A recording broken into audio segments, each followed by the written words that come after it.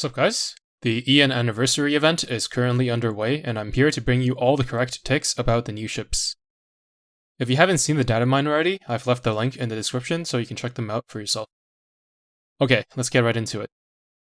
First, we have Indiana. Being a South Dakota class, she's unfortunately stuck with 130% main gun efficiency, which is very low by today's standards. She's got some decent buffs, totaling to 15% firepower and 20% bonus damage, but unfortunately, the 20% bonus damage is applied from her shells and need to be stacked 4 times, meaning the first salvo she fires won't be fully benefiting from this effect. Additionally, in campaign where enemies are constantly dying and new waves are spawned in, it won't be relevant most of the time. Even after being fully stacked, her damage bonuses are not the highest compared to some of the other SSR battleships that don't even need to stack anything, like Ori and Constellation, due to their better efficiencies and access to accuracy buffs, which she lacks. What makes her kind of special though is that she has 2 separate barrages. Her first skill triggers a barrage on fire and also triggers another barrage when she fully marks an enemy or after 30 seconds. Looking at just the base numbers of her skill 1, it may seem like pretty solid numbers, but there are a few things hiding in plain sight that makes it a lot worse than it seems. First off, none of this damage is targeted and is fired directly in front of her, so she's pretty much locked into the flagship position to make the most out of this barrage.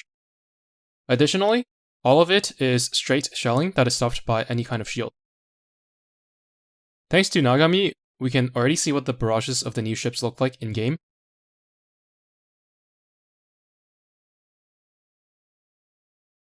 And as you can see, I can't in good conscience say that it provides a whole lot of AoE damage either, due to the way that it converges into the middle.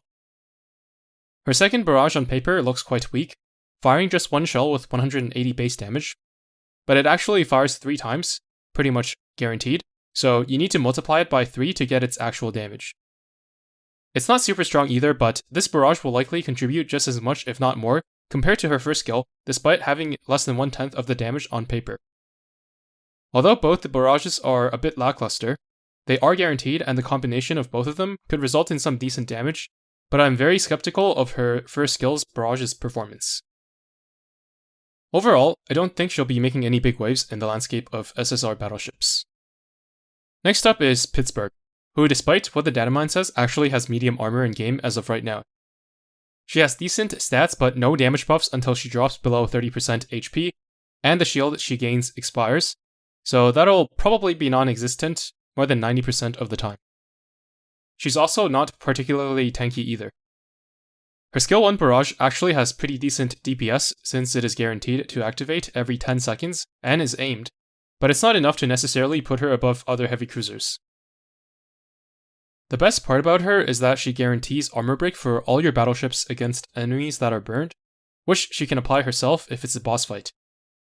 In mob fights, it'll be difficult to ensure that enemies are burning when your battleships fire, so you can't really expect it to apply armor break consistently. There is a slight issue in that Guam can do the same thing, but better as her armor break lasts for the entirety of the battle, which also helps your vanguard ships. And not only that, but Guam obviously has her beat both in terms of damage and survivability. So she's pretty much just a weaker alternative to Guam, who you can use in a battleship bossing fleet if you prefer her for aesthetic reasons, or just weren't able to get Guam. Next up is Fargo, who is pretty good, but similar to Pittsburgh, she is just an inferior version of an existing rainbow ship, which in this case is Plymouth. She buffs your flagship's aviation and firepower by 8%, which isn't a lot and obviously is not even close to what Plymouth's flagship buff provides, but you wouldn't really expect it to since she is of a lower rarity. Now, she does buff carriers, which Plymouth can't, but 8% for a single ship is really not that big of a difference for what you could bring instead in her position, which could be ships like Sirius, Kazagumo, and even Kashino, who, with the aviation cargo, buffs all of your carriers' aviation by 8%. If they wanted to carve out a niche for her, they could have made her buff the flagship's aviation by 15 to 20%, which still would have been reasonable, but would have completely separated her from Plymouth. And I really shouldn't have to say this, but just because she buffs both firepower and aviation doesn't mean it's twice as effective for a Kearsarge who scales off both. Rather, if it was just one or the other, it would only be half as effective on Kearsarge. Her stats and self buffs are quite solid, and her barrages are strong as well, although quite wide, so she will excel in mob fights, especially with the minor heals from her first skill. Also 70% activation chance on her second skill, just to trigger me, I guess. And yeah, her heals are quite minor and not something worth focusing on, in my opinion. Okay, I think I'm just gonna skip over the purple ships. The submarine has a heal for your surface fleet when you call her in, but it doesn't prioritize the lowest HP ship, and it also has a chance to just not activate at all, so not worth discussing probably.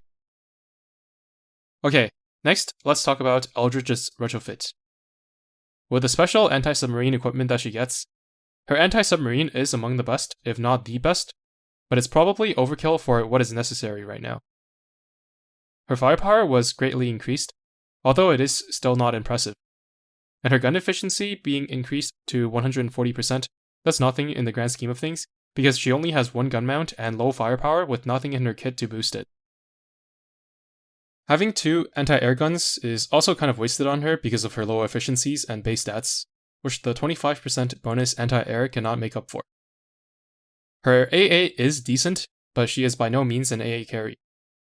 Instead, her AA performance should be similar to a typical SSR light cruiser with over 400 base AA and an AA buff. It would have been much better if the extra stats and efficiency was all focused onto her AA instead, in my opinion. From her retrofit, she gained 10 speed on her first skill. I don't really consider this to be an upgrade at all because speed is oftentimes detrimental to both DPS and survivability on auto, which is probably where you would use Aldrich. She also gains a laser barrage when her invincibility skill activates, but it still starts on cooldown and activates at most once every 20 seconds, so the DPS coming from it will not be anything impressive. The best part about this retrofit is going to be her retrofit skill, which slows the highest priority target by 60% for a total of 6 seconds, as the slow is reapplied for 4 seconds straight, as shown in the clip here.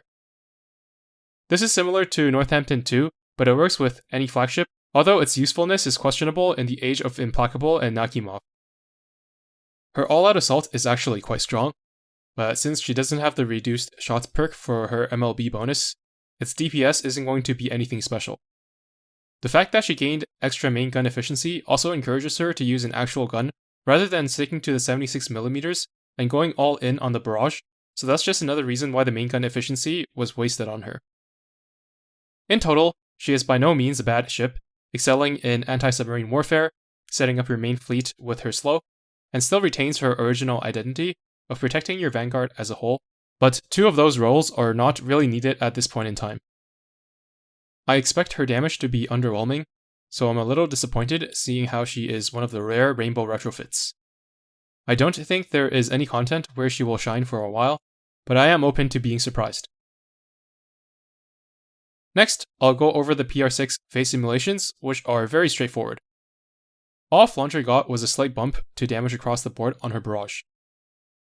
The armor modifiers went from 0.5, 1.1, 1.1 to 0.9, 1.15, and 1.15. There was no bump in damage or ballistics at all. She also doesn't lose her damage bonus when her HP dips below 60%.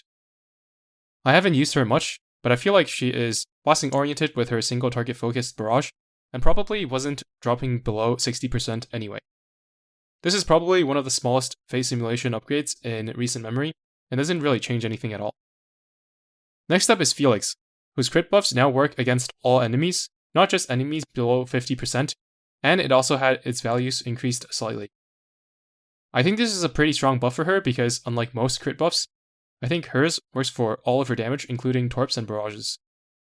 She also procs her timed barrage 3 seconds into the battle, which makes no real difference because the barrage is not particularly strong, but its DPS is high because it procs quite frequently, so making it proc just 1 extra time in a battle isn't going to make or break anything. The last fate simulation is Shimanto, who got a buff to pretty much everything, the biggest being if you had been using her with her special gun for the AA efficiency.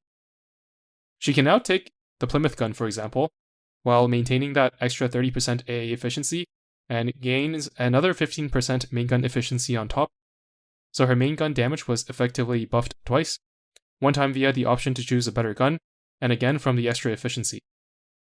She also gains more healing and spawns shields, which slightly increases her survivability. Overall, this batch of PR ships were already very consistent to begin with no real weaknesses, so I'm not too surprised to see the fate simulations being very reserved across the board. Shimanto was already the most useful one though, so I am surprised to see that she got the biggest buff of the three. My only real complaint was that the buffs were too small.